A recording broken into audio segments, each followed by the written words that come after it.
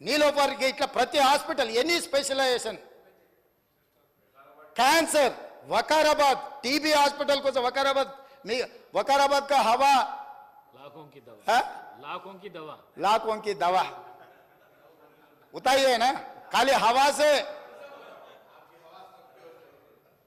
अन्नी अन्य आलोचनलतोनी medicinal plants तोनी नीकु ओक मंची अर्बन फॉरेस्ट इచ్చిపోయింది అధ్యక్ష నిజాం ఇన్ని అద్భుతాలు ఉన్న నగరం అధ్యక్ష ఇది ఈ అద్భుతాలు ఉన్న నగరంలో మనము ఎంతో కొంత దాన్ని చెడగొట్టకుండా దాన్ని నిలబెట్టాలని మేము ఆలోచన చేస్తుంటే ఓవేళ చదువుకొని ఉండొచ్చు అమెరికాలో ఆ చదువు చెడగొట్టడానికి ఎందుకు వాడాలి అధ్యక్ష మంచి కోసం వాడొచ్చు కదా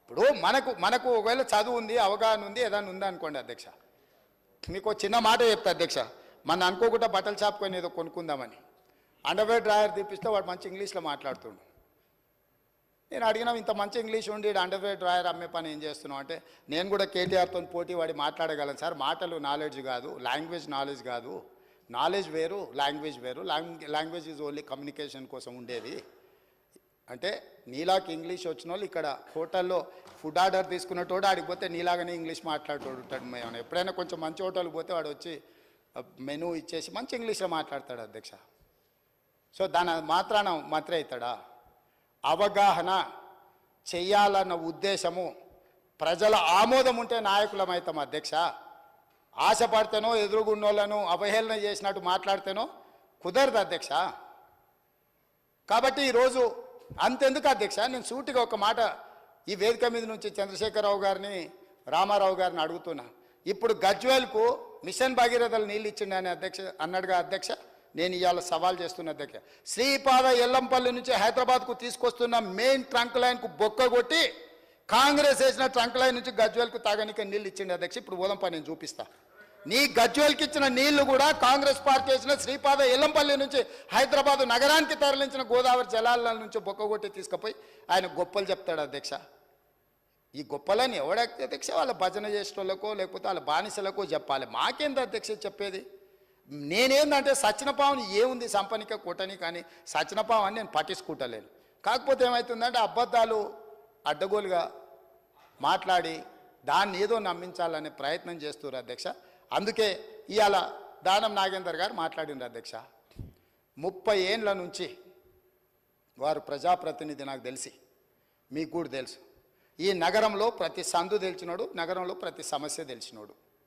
ఈ నగరం నుంచి మంత్రిగా పనిచేసినోడు పార్టీ అధ్యక్షుడిగా పనిచేసినోడు జాతీయ స్థాయిలో ఈ నగరానికి ఏం అవసరం ఉందో గుర్తించినోడు మీరు అవకాశం ఇచ్చారు ఆయన మాట్లాడితే తప్పేముంది అధ్యక్ష ఈ సభలో ఏ సభ్యుడైనా తమరు అనుమతి ఇచ్చినప్పుడు తమ ప్రాంతానికి సంబంధించిన సమస్యల మీద మాట్లాడతారు అధ్యక్ష ఆదిలాబాద్ అడవుల గురించి ఆదివాసీ బిడ్డల గురించి అక్కడుండే ఐటీడీఏ గురించి ఒకవేళ మాట్లాడాల్సి వస్తే పాల్వాయి హరీష్కు మీరు ఇస్తారు అవకాశం ఎందుకంటే ఆ ప్రాంతంలో నిత్యం ఉండేవాడు అక్కడుండే పోడు భూముల కోసం కొట్లాడేటోడు పోడు భూముల కోసం ఆదివాసుల కోసం జైలుకు పోయినోడు కాబట్టి ఆయనకు ఆ సమస్యల పట్ల అవకాశం ఉందని మీరు ఇచ్చుండవచ్చు కొన్నిసార్లు అది మీ విచక్షణ అధికారం మీ అధికారాన్ని ప్రశ్నించే అధికారం ఎవరికి లేదు అధ్యక్ష వాళ్ళకి కావాలంటే ఎవరు మాట్లాడతారో మాట్లాడడానికి మైక్ తీసుకోమనేది ఉండే ఆయనకి ఇవ్వద్దనే అధికారం ఒక సహచర సభ్యుడికి 30 ఏళ్ళ నుంచి ప్రజా జీవితంలో ఉండి ఈ హైదరాబాద్లో ఆసిఫ్ నగర్ నుంచి మొదలు పెడితే ఖైరతాబాద్ వరకు ఎన్నో పర్యాయాలు ఎమ్మెల్యేగా మంత్రిగా ఎన్నికైనా ఆయనను వద్దనే అధికారం వాళ్ళకి ఎక్కడ ఉంది అధ్యక్ష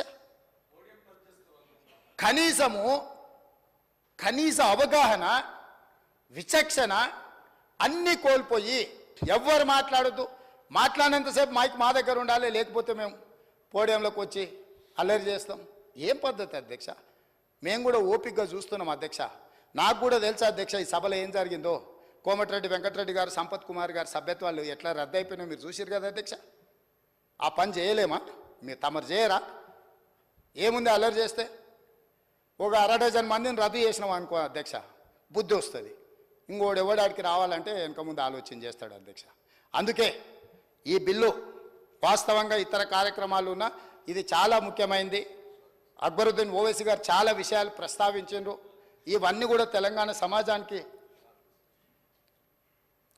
చాలా విషయాల మీద వివరణ ఇవ్వాలని ఈ షార్ట్ డిస్కషన్ని మనము ఇనిషియేట్ చేసి వీలైనంత వరకు అందరి సహకారం తీసుకోవాలన్నదే మా ఆలోచన అధ్యక్ష ఎవరిని కూడా ఎస్ డెఫినెట్గా వారు ఓఎస్సీ హాస్పిటల్ నుంచి సంతోష్ నగర్ వైపు ఫ్లైఓవర్ని ఆ స్ట్రైట్ వింగ్ ఒకసారి లెఫ్ట్ వింగ్ ఒకటి రైట్ వింగ్ అది సంతోష్ నగర్ నుంచి అటు కర్మన్ ఘాట్కి పోయేది అయింది, ఇటు నుంచి కూడా అన్నారు. డెఫినెట్గా వాటిని నేను మా అధికారులకు తక్షణమే ఆదేశిస్తున్నా. ఒకవేళ if it is 20 crores budget, yes డెఫినెట్గా we're going to take up that work అధ్యక్ష.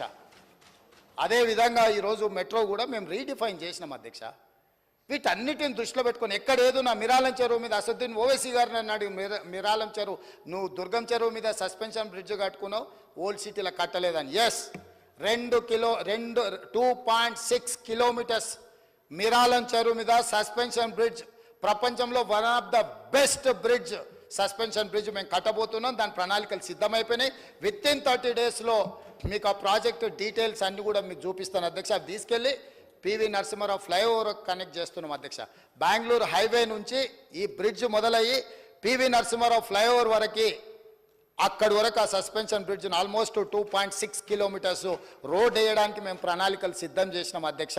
అక్కడనే లండన్లో వాట్ ఈస్ దట్ భయ ఉప్పర్ జాకే సబ్ కుछ दिखा रहे ना, London Eye maybe London Eye is yes London Eye అట్లాంటిది సేమ్ మిరాలం చెరువులో అక్కడ జూ పార్కు కూడా ఉంది. అక్కడికి పిల్లలు చాలామంది ఇతర ప్రాంతాల నుంచి సందర్శకులు వస్తారు కాబట్టి లండన్ ఐ లాంటి టవర్ని మిరాలం చెరువులో కట్టదలుచుకున్నాం అధ్యక్ష. ఈ హైదరాబాద్ నగర అందాలు ఎక్కడి నుంచి వచ్చినా చూడడానికి మా శ్రీధర్ బాబు గారు హైదరాబాద్ ఐ అని పెట్టమన్నారు. డెఫినెట్గా వారు ఐటీ ఇండస్ట్రీస్ మినిస్టర్, మీకు తెలుసు కదా అసలే వారు బాబు గారు, వారు ఆదేశించండి అంటే మనం అమలు చేయాల్సిందే. డెఫినెట్గా హైదరాబాద్ హై కింద అక్కడ మనం అద్భుతమైన టవర్ను మనం నిర్మించుకోబోతున్నాం అధ్యక్ష. నేను ఇక్కడి వైపే కాదు అధ్యక్ష, నిజమైన నగరానికి నిజమైన అభివృద్ధిని తీసుకురావాలన్నదే మా ఆలోచన అధ్యక్ష. దాంట్లో భాగంగా మేము పని చేస్తాం, అందరిని కలుపుకొని పోతాం. వైరుధ్యాలు ఉండొచ్చు, నేను మళ్ళీ చెప్తున్నా, ఆనాడు తెలుగుదేశంకి కాంగ్రెస్కి వైరుధ్యాలు ఉన్నాయి, కానీ అభివృద్ధి విషయంలో ఎలాంటి వైరుధ్యం చూపించకుండా అంతకంటే ఇంకా వేగంగా అంతకంటే గొప్పగా అభివృద్ధి చేసినాం కాబట్టి ఇవాళ ఈ నగరానికి అంతర్జాతీయ గుర్తింపు వచ్చింది అధ్యక్ష. గతంలో అంతో ఇంతో వాళ్ళు ఏమైనా చేసి ఉంటే చేసి ఉండొచ్చు. ఏం చేసిరు అధ్యక్ష? ప్రగతి భవన్ అని వాళ్ళు ఉండడానికి ఇల్లు కట్టుకురు, సచివాలయం అని ఆయన కూర్చోనికి ఆఫీస్ కట్టుకుండు. ఈ రెండు తప్ప హైదరాబాద్లో కట్టింది ఒకటి చెప్ప అధ్యక్ష. చెప్పండి, మీరు చెప్పండి అధ్యక్ష. నేను అడుగుతున్నా, నేను ఓపెన్ డిబేట్ చేస్తున్నా. వాళ్ళ సౌలభ్యం కోసం, వాళ్ళ విలాసవంతమైన జీవితం కోసం, వాళ్ళ యొక్క పిచ్చి కోసం అందులో 2 నిజాం కట్టిన మసీదులు, రాజశేఖర రెడ్డి గారు ఉన్నప్పుడు షబ్బీర్ అలీ గారు కట్టిన నమాజ్ చేసుకున్న మసీదులను కూలగొట్టింది అధ్యక్ష. ఆ పాపం ఎక్కడికి పోతుంది అధ్యక్ష? మసీదులను షహీద్ చేస్తే మసీదోं को शहीद किए तो वही आप भी शहीद हो गए सरकार से. ఆడ ఒక అద్భుతమైన టెంపుల్ ఉండేది. ఆ టెంపుల్ ఎప్పుడు 103 సంవత్సరాల హిస్టరీ ఉన్న టెంపుల్. అక్కడ ఎవరు ఏం చేసినా కూడా అక్కడ మొక్కి పనులు మొదలెట్టి ఆ టెంపుల్ కూడా తొలగించండి అధ్యక్ష. అమ్మవారి టెంపుల్ అదే. సో నీ సెంటిమెంట్ల కోసం ప్రజల సెంటిమెంట్ను ఫనంగా పెడితే ఏమైంది అధ్యక్ష? చివరికి